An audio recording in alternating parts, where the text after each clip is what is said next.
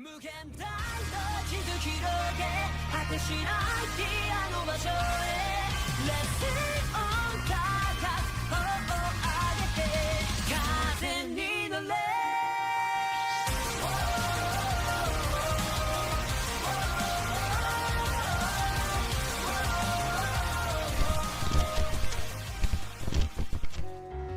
What is going on, guys? It's Wrath. Welcome to episode 3 of Leader Locked featuring Magellen, where I try to take down locals within a month with this leader. If I can't, we go back to the drawing board and essentially pick up another leader.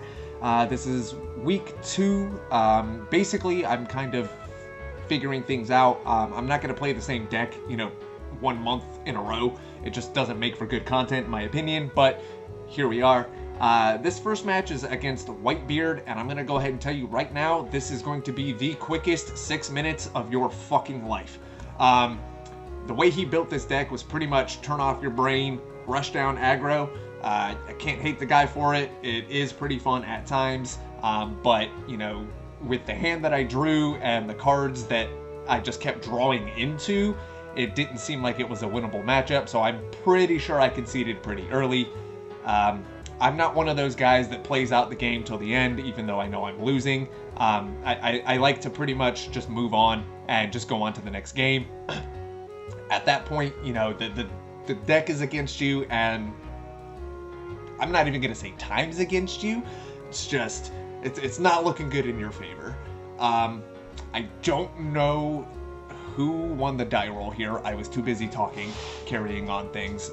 He's wanting to read the leader, kind of understanding what it does.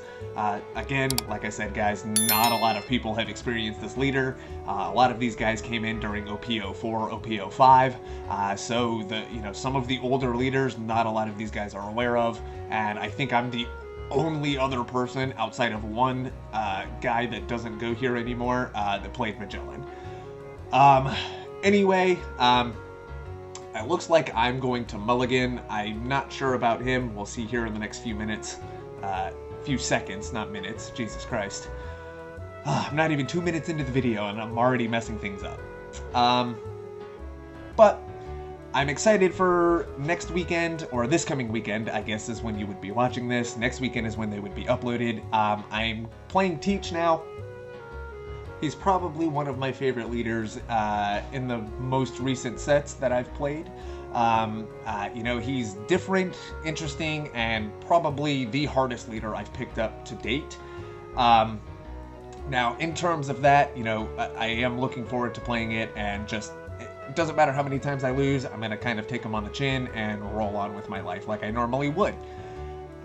So looks like we finally decide we're keeping the hands that we got and are getting our life set up here.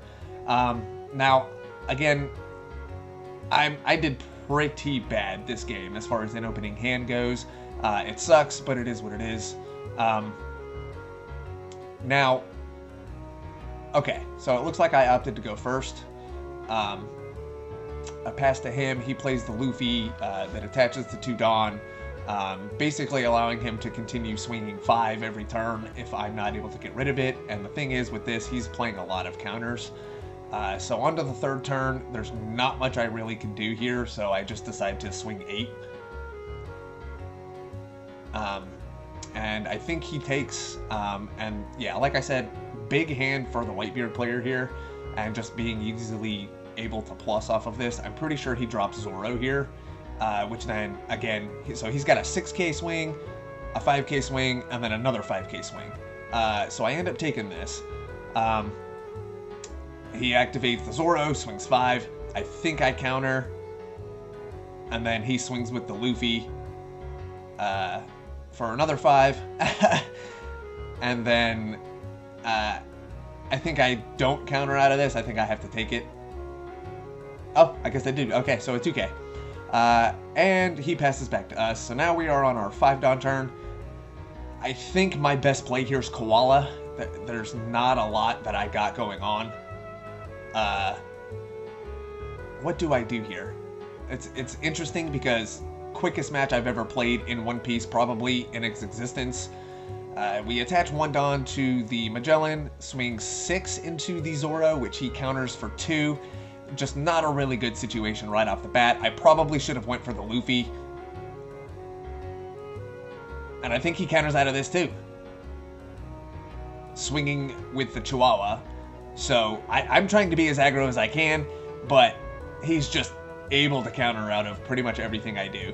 And as you guys can see, with my life whittling down here quickly every turn, I'm almost positive I concede. With how quickly the life is depleting and the way my hand is, it's nothing but big bodies, and I counter at a 1 swing for the Luffy, take the other life. So at this point, I just concede. There's nothing I can do. Like, what is that? 1, 2, 3, 4. Yeah. I'm not mad at it. It is what it is. Things happen. That's just the way the die roll. I did make some changes after this whole locals ended. I did add 2 cost Sanjis. I think I might end up taking out the Kaidos and just keeping the big moms. I'm not sure how that's going to work yet. It really just depends. I have the deck already tweaked. I just don't remember what it is I took out. But with that being said, we're going to go ahead and go on to round 2. And this is going to be for the Smoker. So stay tuned for that. Coming up next. What's going on, guys? Welcome to the last round of the locals for Leader Locked. For this episode anyway. This is our good friend Dylan. He is the one that is piloting Smoker, needless to say. But with that, you know, I go first. Nothing for me to really do. He goes, nothing for him to really do. We just swing 8 going right off the bat. He ends up taking the first life. Going into 4 Dawn, swings 5 lead. We take it. You know, nothing really explanatory there. Plays the Kuzan. Ooh. Kuzan really hurts in anything, and, you know, Magellen doesn't really have a way to deal with bodies such as this, unfortunately, until late game. So it really just kind of puts a damper on things. Anyway, we play Hannibal, go for the search. Unfortunately, I don't think I see a Magellen this game. The main goal was to, you know, try and see the Magellen, keep him from at least playing Tashigi for a turn, because once he gets those Tashigis out on board, it just really hurts. So we opt to take the Chihuahua off of the Hannibal. Really great utility card, especially for purple and Impel having Rush. Great little addition to the deck, in my opinion, from, I think, what, EBO2? No, EBO1, yeah. Anyway, we swing 5. With the Chihuahua, after it is played, he's deciding whether or not he wants to counter, I think, for 1. Looks like he counters Brook. 6 Dawn turn, here comes the Tashigi. Unfortunately, it is what it is. At least we get a Dawn off it. At least I think he plays Tashigi here. Not 100% sure how that cookie crumbles. Dylan is one of the more higher ceiling players we have. So yeah, I was right. He ends up going for the Tashigi and popping the, or trashing or popping the Chihuahua. I think her effect is trash.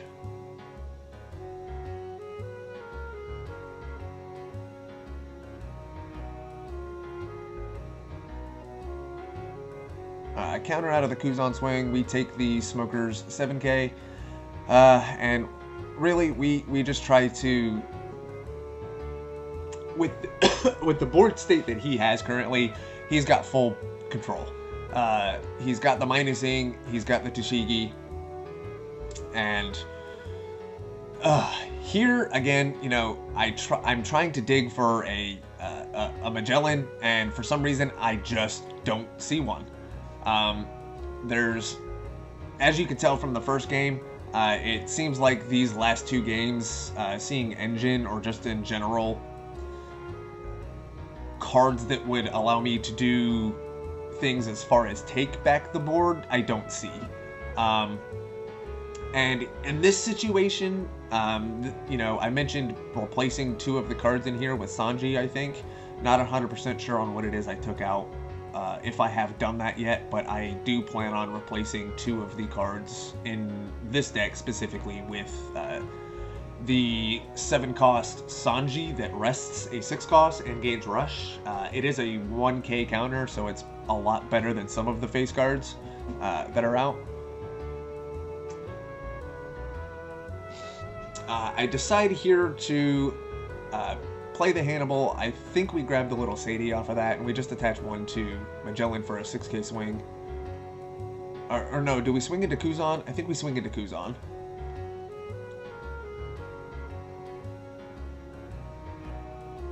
And he will counter a 2k Tashigi out of that. We will play another little Sadie into Koala, I think. Oh, okay, no, a Chihuahua. And I think we attempt to swing into Kuzan again. Yeah, and here he goes for 2 more counters. 1 counter, actually, thinking about whether or not he wants to keep that Kuzan on board. Realistically, it's not a bad play to keep both, even if the Tashigi is a little more advantageous, in my opinion. Why did he counter 2? Interesting. I don't think he knows that. I am gonna have to let him know. Mistake. I mean, he ends up winning this, so not a real big deal. We ended up, I think this local's 2-2. So anyway, we swing with the Chihuahua, pass to him. He is now at, I think, 8 Don? Gives the -4 to Little Sadie. I'm almost positive Little Sadie gets hit here. Oh, the Hell's Judgment actually saved me a bit this turn. But he wanted to clarify if it was 2. Had to double take. I only play 1 in the deck. You know, it's not such a great card anymore, being 10 sets in almost. So he swings the Tashigi into the Chihuahua. We gain a Dawn off of the KO because of the effect. My leader is impelled down, so we do plus a Dawn off of that, which is good.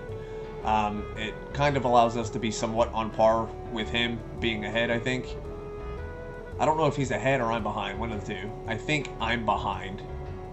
I can't tell how much is in the Dawn deck, actually. Okay, look, so he ended up playing the Rebecca, grabbing the Brook, and I think playing the Brook off of that. So yeah, we're at 9 Dawn now. I think at this point, our best play, because I don't think we see a Kaido either this game. I think our best play is to just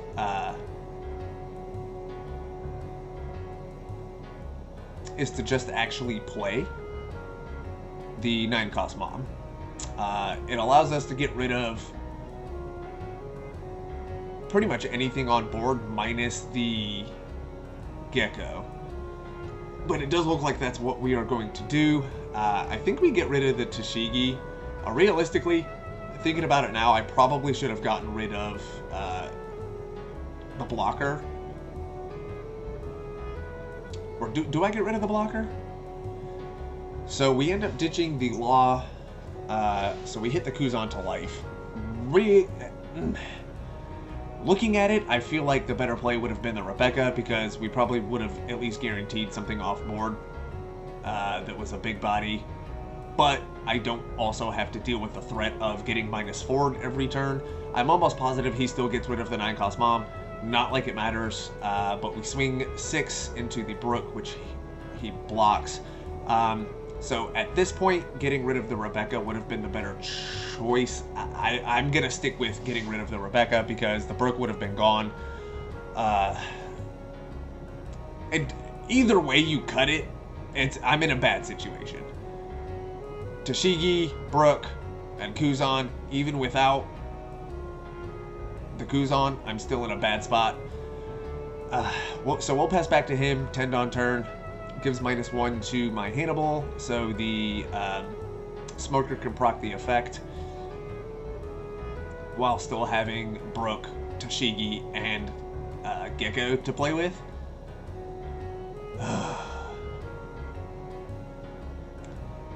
Overall, just grim situation. So he takes a while to, you know, he does the big swings with the bigger bodies first, it looks like. There's nothing I can do. I gotta take it. Oh, he plays the Fujitora. Anyway, I thought it was trash. I got it confused with so what's the card I'm thinking of? I don't know the name of the card off the top of my head, but I feel like there's a card that you discard too. Anyway, he goes to pick 2. Everything now with a Dawn attached to Fujitora is -3, so he hits the Queen and the Pudding. Not a bad call, but I just lost 2k in counter, I think. So that actually does hurt.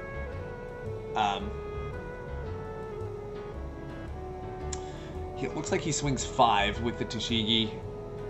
Or no, 6. I think she's a 6. 5 for 6. So we counter with the 2 and the Black Maria. He doesn't opt to swing with the Brook, which honestly is not a bad call, because he wouldn't really get anything out of it except for maybe a pop. So he'll pass turn back to us.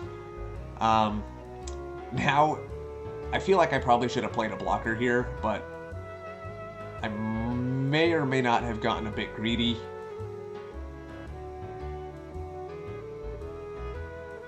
And played the, do I play? I don't think I play Kaido Linwin here. It's, I really regret watching some of these and the plays that I make in the moment. It really just doesn't make me feel good. Anyway, we go to swing into the, see, again, this is where we do the dumb stuff. I should have swung into the Tashigi.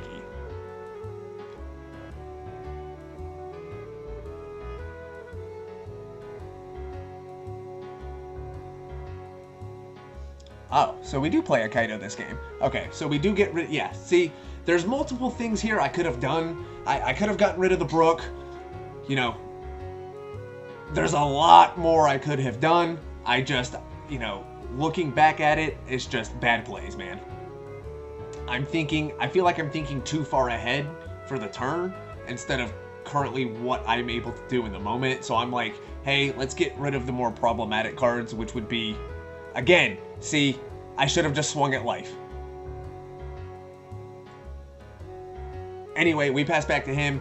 Full Tendon turn. I'm pretty sure he can kill me here. He's got the 7k swing, a 10, and a 10. He's got 2 10s, a 7, at least.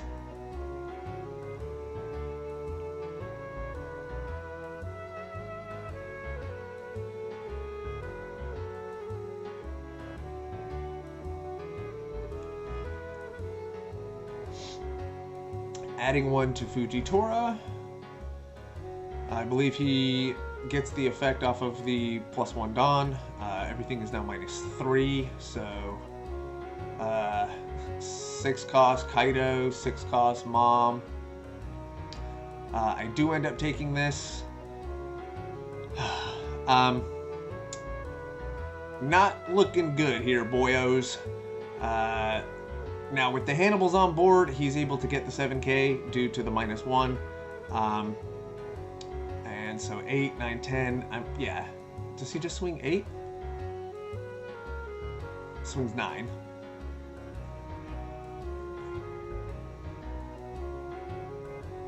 Huh, I'm surprised I didn't have a Jet Gatling. Anyway, he wins here. It is what it is. Yeah, I don't know that I have enough to counter. Yeah, no, I had 1, 2, 3, 4, 5k in counter, so it still wouldn't have been enough. That's 5, 7, 8, 9, 10, 11. Yeah, I was gassed either way. So good games there, Dylan. Always fun to play you, when I do end up making it out to locals either way. Guys, I hope you enjoyed the video. This is going to wrap up episode 3 of Leader Locked. Stay tuned for next week. I will be doing videos with Teach. I really want to become better and more well-versed with that leader as the game progresses. With the ban lists kind of out and not out, but with the announcement of a ban list being possible March 16th for Worlds, it's definitely going to shake things up. I don't know if anything is going to come off or not, but we'll talk more about that in a future video. Guys, be sure to comment, like, subscribe, share with your friends, share with your homies, share with your Discord groups, share with everybody. And with that being said, YouTube, Wrath, out.